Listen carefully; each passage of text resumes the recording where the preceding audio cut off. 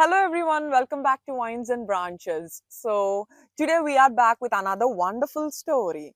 So you have been seeing me posting stories on real content and real talks. So today I have one of my beloved professors speak about her life experience and her challenges. So while you see this video, do follow my page and subscribe my channel on YouTube. Don't forget, okay? So let's meet the person. She has 40 years of experience in legal uh, platform and a lifetime of public service and a heart dedicated to change. That is Audrey Blondin. So she is an attorney based in Torrington, Connecticut with over 40 years of experience in real estate. She founded Blondin Law Office, Torrington, and the only mother-daughter law firm in Litchfield County. She has served in public office, including on the Richmond Board of Selectmen and as a secretary of the Connecticut Democratic Party. She is also a professor of law and public health in University of New Haven and is the co-founder of VOSH-CT, providing free eye care to thousands of people in Nicaragua. So let's see what she has to talk about her life stories. Okay. Yeah. Okay, Professor. So I hope you're doing good. So we all know your journey. It has been really inspiring to many of the students like us, right? So you've been a distinguished attorney, a public health advocate, and community leader with over 4 decades of experience in law and service. So we really want to know how your academic journey started and what made you this successful today. Well, that's a good question. Being someone who is, I'll say very senior now, it was a lot of us that are in our 70s now were greatly influenced by growing up in the 60s and the war in Vietnam. And it's interesting you're asking that question because a couple weeks ago, when we were in Nicaragua doing our clinic, in the night, it was always in the evening. We were in the we were in the pool, and so my husband and I are 71. Mhm. Our friend, one of the other doctors we were talking to, was 73. And because we were like kind of arguing who was the oldest, mission members. And then there was another doctor sitting kind of on the side, and he was, I don't know, he's like 65 or 66.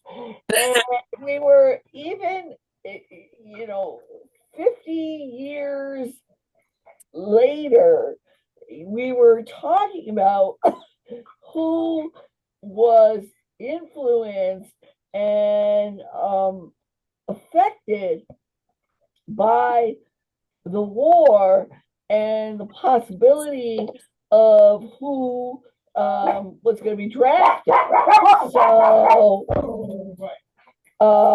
So when anyone between 70 and 80, that's now between 70 and 80, was dramatically influenced by that possibility, not as women, but women. Obviously, I started dating my husband when I was 15.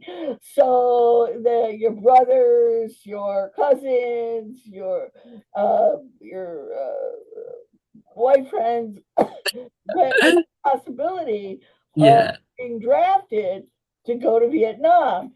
And our friend, another doctor, like I said, who was 65 or 66, by the time Hmm. came, he was eligible, would have been That's eligible to great. be drafted, the war had ended and the draft ended. Because I think the draft ended when Jimmy Carter was president, somewhere 1976, Okay. Mm. 1977. So, like I said, if you're 5 years younger than we are, you don't have any clue. So Yeah, true. that really laid the foundation. If that period of time from when I was 9 years old, when John Kennedy was assassinated, And you're seeing now in the news that RFK Jr., he's my age now. And then, so his father was killed in 1968. So I was, and he is my age, I think, so 13, 14.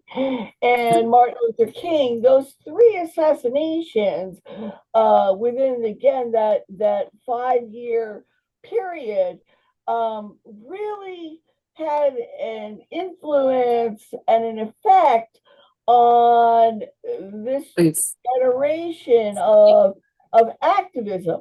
Now, it's interesting you're asking this because there was, up until that period of time, women were not activists, or they didn't get the right to vote until 1920, I think. But growing up in the 50s, and then with this transition period in the 60s, you entered the women's movement in the 1970s. So at that time, I graduated from college in 1975, got married, went to Philadelphia with my husband, who was in optometry school, and decided that I was going to go to law school. But it was, again, I was only the third class of women, because up until I was at Temple Law School from 1976 to 1979, I was only the third class of women that were not only like one or two in the class. I think there was maybe a third women. Now, by the time my daughter went in 2011, and she graduated 10 years ago now, in 2014, it'll be 11 years now. Her class was, I think, more than 50% women.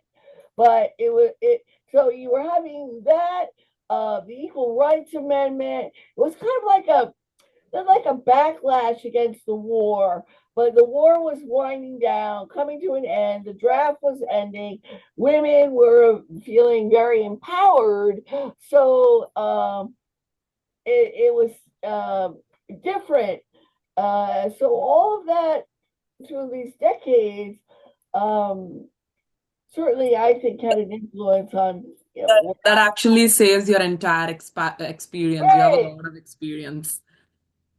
So, Professor, when you initially stepped into local politics, like how was your journey in that? Because I know you went to the law school and then you had so I went to law school, very good.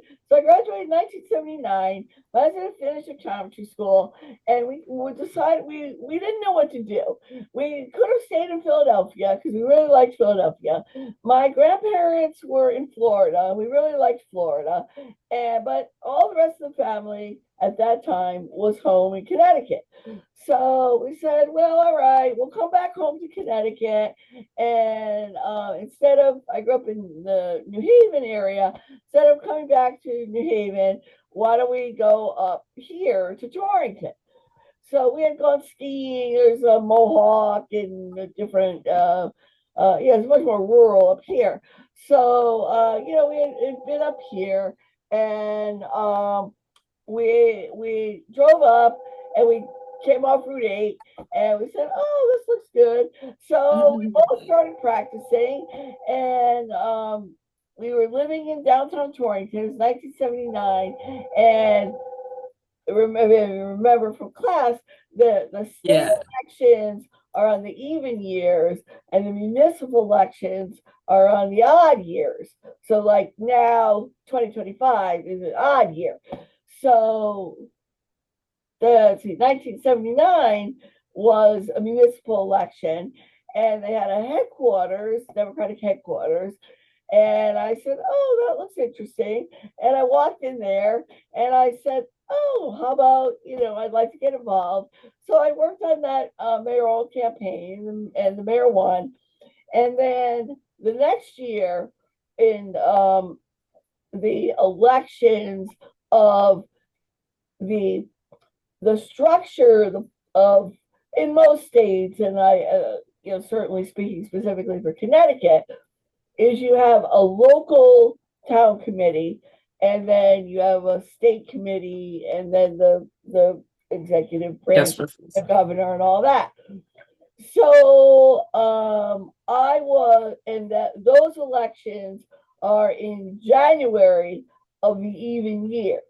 So in January of 1980, I was elected to the Torrington Democratic Town Committee, and I was the first woman attorney. They didn't have any women attorneys at that time, really. So I was the first woman attorney to be elected to the Torrington Democratic Town Committee. So I did that, and then I had my oldest son was born in 19- That's incredible. And then in 1984, I ran for state representative. And at that time, they had what they call the party lever. So you didn't even go and vote for the people individually. You just literally pulled this lever, and it voted for everybody across the line. So I liked that. I didn't win, obviously, but I had a good time. And then I moved to Litchfield in 19. Now then my second son was born. Then I moved to Litchfield, and I became chairman of the local committee. So I did that, and then I did that for 4 years, and then I said, and I had another baby, so I had 3 kids, and I said, well, maybe I'll take a break. And so I stepped down from that in 1992, and then in 1993, they asked me to run for the Board of Selectmen, which is like the city council. So I did that, and I won, and I served 5 terms, 10 years on the local city council, and then and that was also during night. So that was from 1993 to 2003. So you had 9/11 in 2001. In 2002, I was elected to the state committee, and I'm only the 3rd woman to hold that spot in more than it's truly inspiring, Professor. Oh, thank you. It's truly inspiring that I've been doing that since 2002. I'm the longest serving woman on the Connecticut Democratic State Central Committee now. And then in 2018, I got elected secretary of the Connecticut Democratic Party. And I just got reelected to my 4th term there. So it's truly inspiring. As a woman, you did so much. I mean, all your achievements and contributions. That's so great. So, Professor, now I also know that you provide a platform for students to do an internship. And apart from your busy life, you're also a professor in University of New Haven teaching law. So I want to ask you, how do you feel today's students' mindset is, or one piece of advice you want to give students today? I would say all students need to remain vigilant in these trying times. I don't know if you happen to watch any of Bobby Kennedy Jr.'s testimony today. It's abhorrent, and you see his cousin Caroline Kennedy, telling these awful things about him. Trump, look what he did yesterday. Stopped the entire system, basically, of all the funding, the immigration. For me personally, it is every single concept that I find abhorrent. And it cannot help but trickle down and be reflective on all of you as students, many of you who are persons of color, who are from other countries. These are all things that in his project 2025, which is on YouTube, that I did a presentation on. It's just all coming to light. And like they're saying on TV, why are you not surprised? He said he's going to do this. You read 2025. So I'm really concerned for all students now, all students across the board in every uh,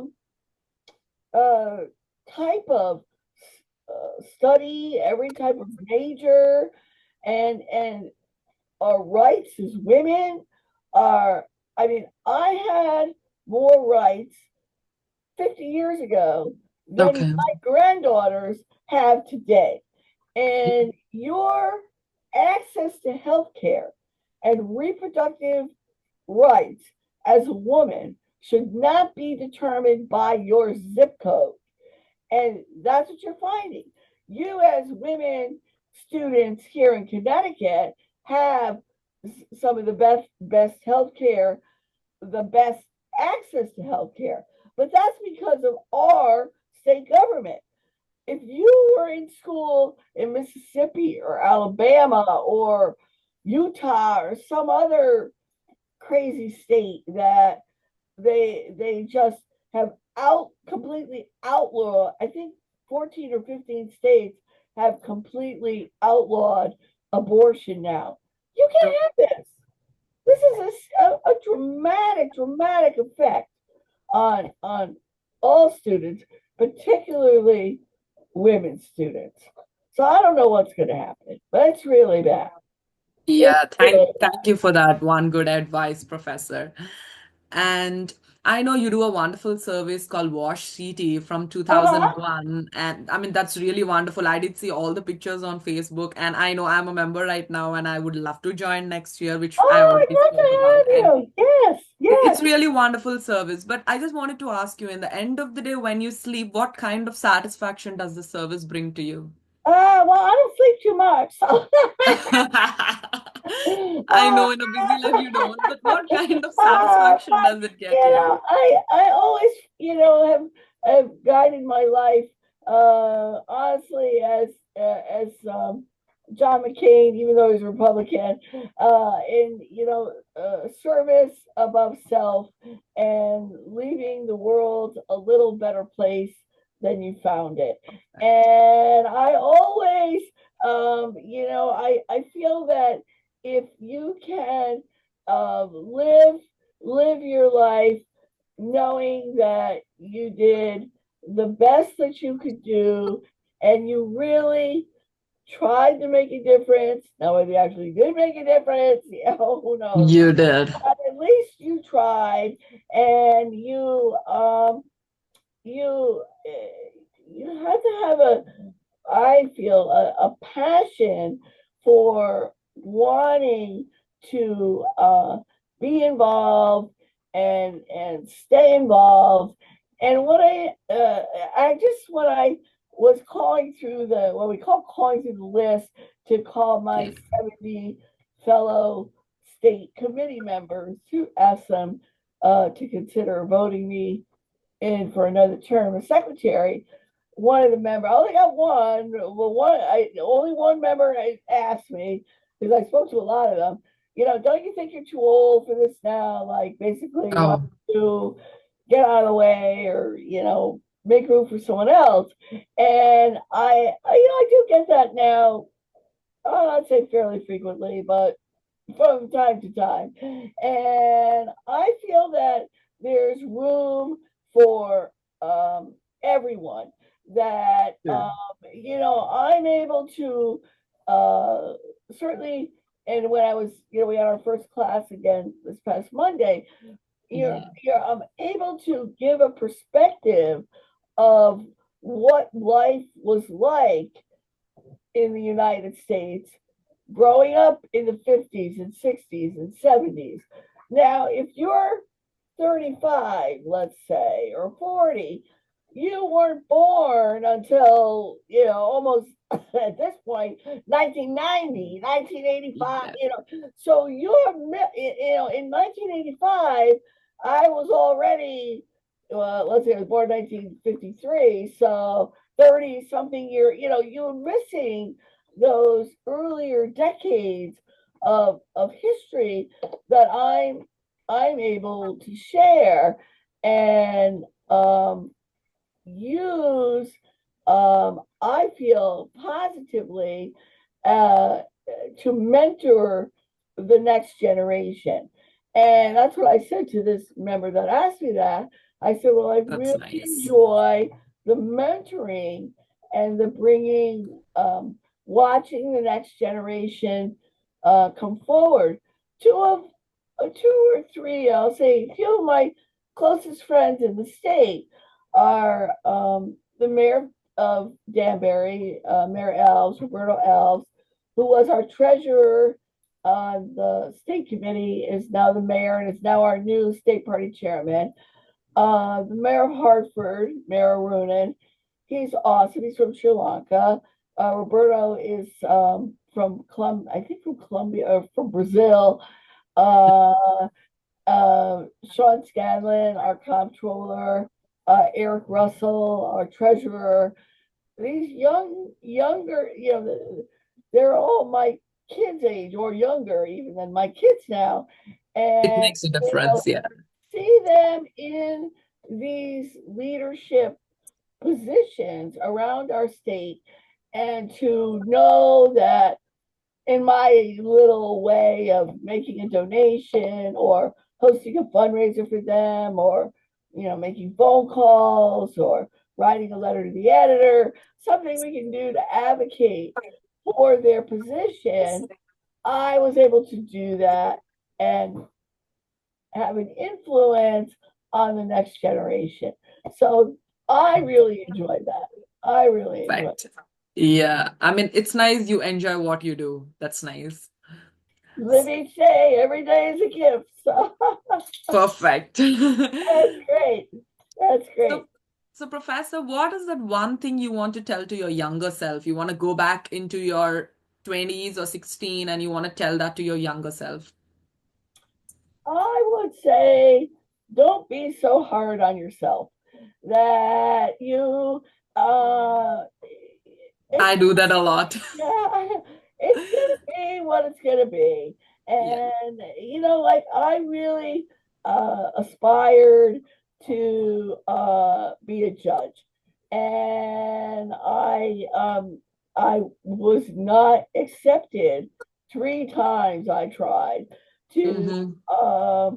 go through the committee, which I ended up being a part of the committee a few decades later. Mm-hmm. But it you I say stay in your lane.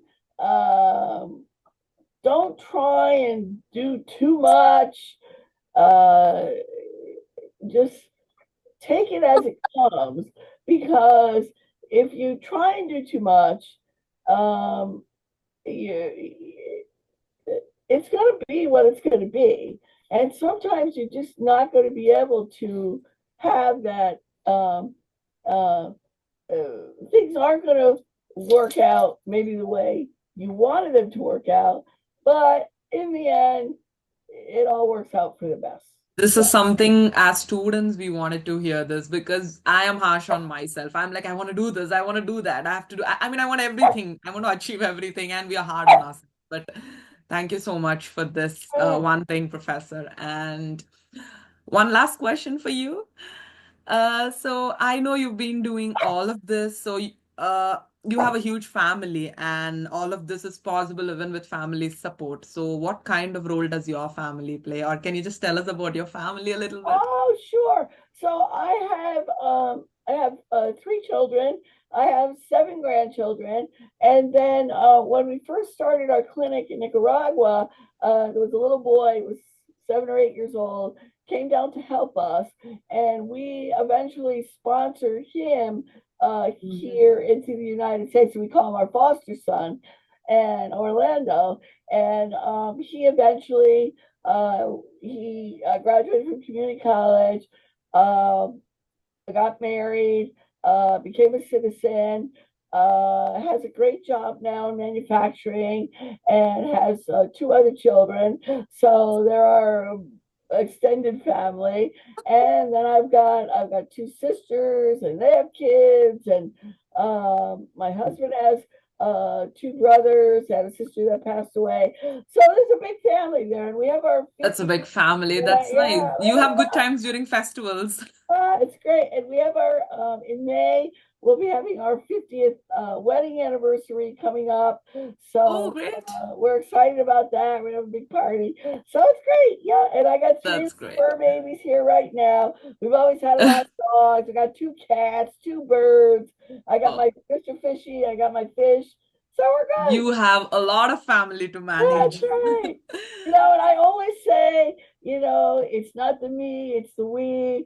As I said when I was reelected last week, the team makes the dream. I feel very, very strongly about that. You can't do it yourself. You have to be part of the team. The team makes a dream. And if you think you can do it all yourself, well, you can't. So you're only as good as the people that you surround yourself with. So that's what's important. So you're generally not stressful. You're always fun. Oh, no, I'm always stressed, but How do you manage it? I take a lot of cat naps. So, I just go and we travel a lot. We go back and forth to our condo in Florida, and I love seeing your posts, Professor. I keep seeing so we do a lot of that. We go on cruises. We're going to Hawaii in August. So it's good. It's good. Thank you so much, Professor. It's Oh, been thank really you. good time interviewing you, and I feel really happy and proud that being one of your students interviewing you today. Again, it's my honor. I learn as much from all of you, and Thank hopefully you so much. You are just one of our loved professors, and you'll continue to be one. Oh, thank you, thank you. So please post this up. Send this to me. I'll put it on my Facebook. Can I do that? Yeah, sure. I'll do that. Yeah. I would love to do that. And also advance 50th anniversary, you said? 50th wedding anniversary. Yeah, I'll try seeing you there. Oh, yeah, that'd be great. Okay, we'll keep in touch. That's wonderful. Yeah. All right, honey. Thank you. Bye-bye, so much. Professor. See you. Please convey my greetings to Professor Blondin as well. I will. Yeah, he's over there doing his church. So. He's not here. Okay. Great. All right. Have a good evening. Thank you. Thank you, everybody. Bye-bye. Bye-bye. Bye-bye.